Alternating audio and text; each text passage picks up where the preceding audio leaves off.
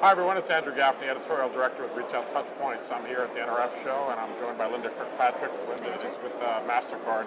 Thanks for joining me today, Linda. I know Thanks for having me. You're going to be doing a session later on today. Yes. One of the things that we're hearing and seeing, I have a lot of discussions with the retailers that we're talking to. Data has been a huge part of retail for a long time, but given the trends, given the dynamics of the market now, is more of a challenge and an opportunity to how they can utilize data. Talk about what you're hearing from retailers and what some of the things that you're working with them around data in general. Sure. You're right. Data is the foundation from which everything is built, whether it's your digital strategy, your marketing strategy, your targeting strategy. And at MasterCard, we've got over 2.3 billion cards globally.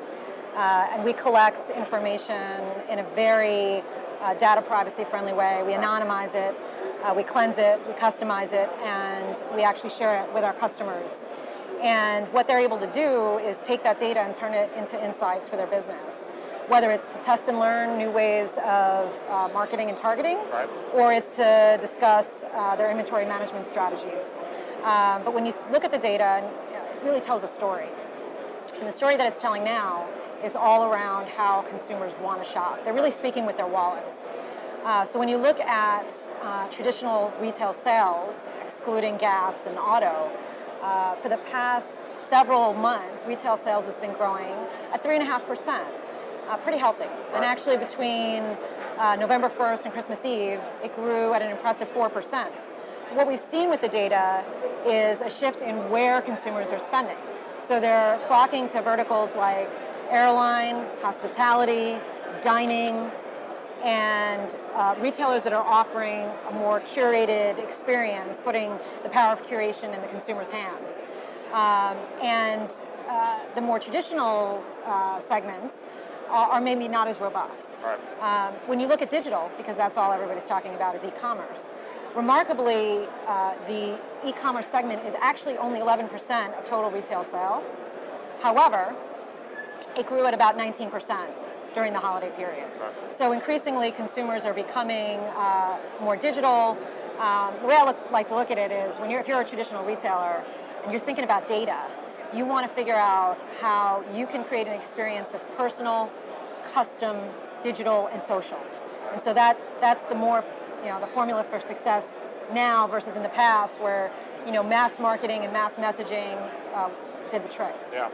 So you talk about experience a few times within what you were just talking about there. Is experiential retail, experiential marketing, that's right, really where you're seeing opportunities and tying the data into that? Absolutely. So when you look at MasterCard's branding, we have a tagline around Priceless that's actually it's almost 2 decades old, and it's transcended gender, age, socioeconomic consumers. And the reason why it connects so deeply with consumers is because it appeals to their sense of experiential spending. Right. So people don't want to think about how much money they're spending. They want to think about the memory that they're creating, the experience that they're driving, the time that they're spending. And when you think about, when you're buying things have some emotional value in some instances, but to go on a vacation with your family, to experience a baseball game, that's something that you can't replicate with a thing. Right. So consumers are recognizing it. Again, they're speaking with their wallets, and MasterCard's brands recognize it. We've actually tried to impart that knowledge to retailers, to our customers, to help them figure out how to create an experience within the store, whether that's offering a dining experience, whether that's offering personal shopping, whether that's creating a segment of their store where the consumer can actually design their own clothing or their own shoes. So it's really about taking the traditional model and making a consumer feel like they're in charge, they have the power to create uniqueness, right, and to not look and feel like everybody else.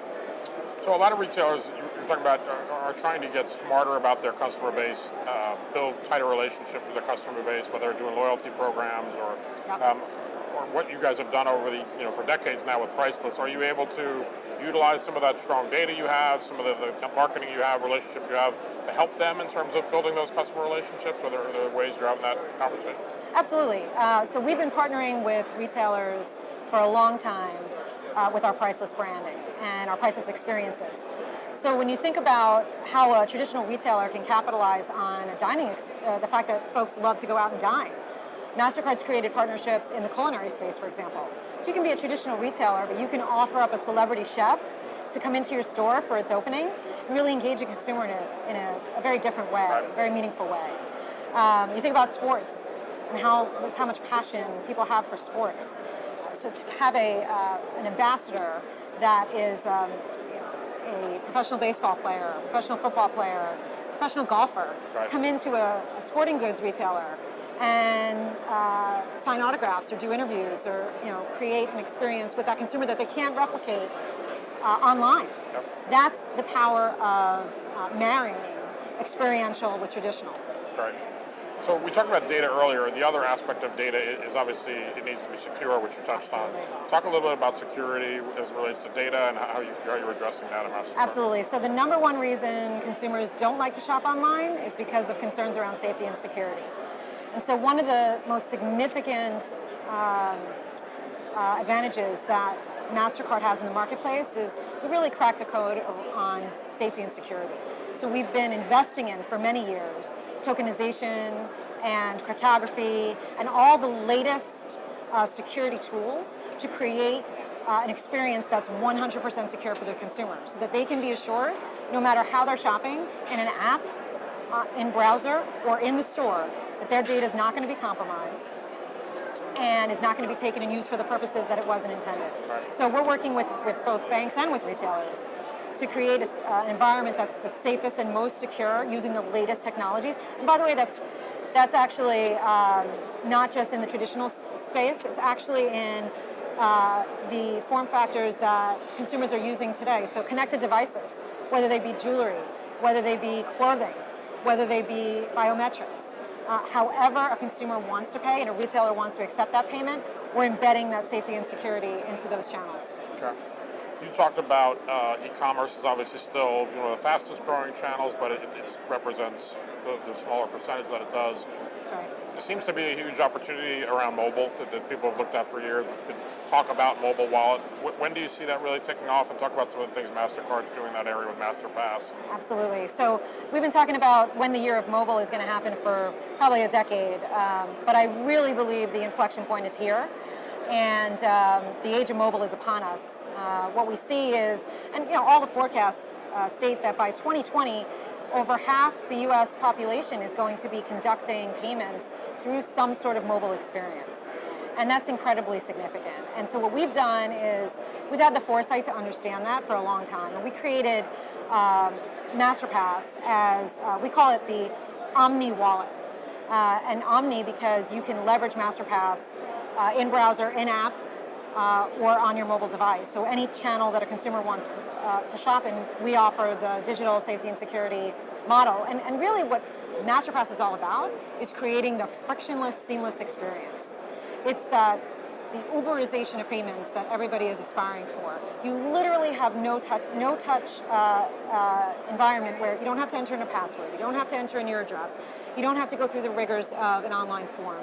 You literally set it, and after you set it once, it continues to work in a very seamless way. And again, what happens in the background that the consumer is not aware of is all the safety and security that we talked about. So what we're using MasterPass for is not just a checkout option, but actually the foundation from which all other technologies are built.